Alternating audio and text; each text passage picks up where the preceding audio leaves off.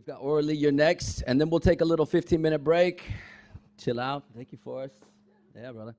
I bet y'all didn't know we can't push rewind on this track. We headed straight to a place of lack. We consumed too much too fast and forgot the resources wouldn't last. Forgot that infinity is a state of mind, not an incessant need to find something, somewhere, somehow that is outside the now. There is no better time to die than now. So I am calling you to stand near the mirror and look deeply at yourself. Tell me, do you see your internal health radiating from your core? The beauty that you live for is truly magnificent and incandescent. And this is about undefining, it's about uncompartmentalizing, it's about minimizing the technology before it becomes a genetic pathology, because we can't push rewind on this track. We headed straight to a place of lack. We consumed too much too fast and forgot the resources wouldn't last. Forgot that infinity is a state of mind, not an incessant need to find something, somewhere, somehow that is outside the now.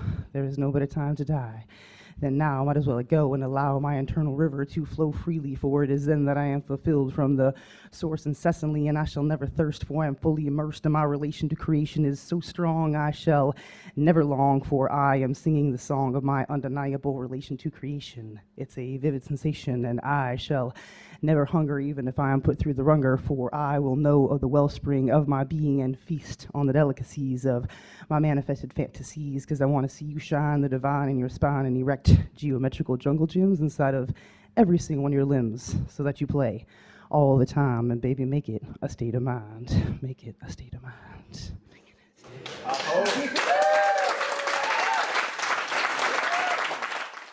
I remember listening to this Jimi Hendrix song when I was 10 years old and thinking that there were a lot of songs about love out there, and I really didn't want to ever write one myself because people were kind of crazy and love made people kind of a little bit weird.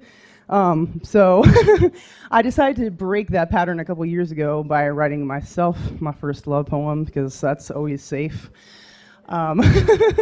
Safe to love myself. So here we go. This is a love poem to me, allowing myself to be the most free because I care about myself that much, taking time to get in touch with the feelings between events, with the incessant internal notion of suspense. I must breathe deeply and have mornings where I lie about sleepily, because this is a love poem to me, allowing myself to be the most free because I love all of myself, which allows me to access my internal wealth, and I am shining sun like the sun shines rays, and generosity is how I pay, and gratitude paves the way for me to recognize all that supports my life, because guess what?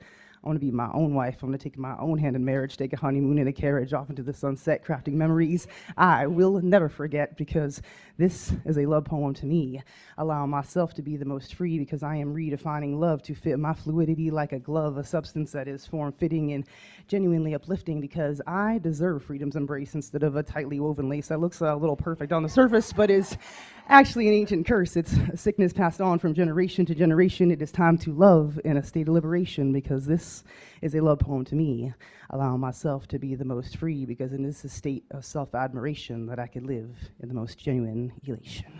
Yeah.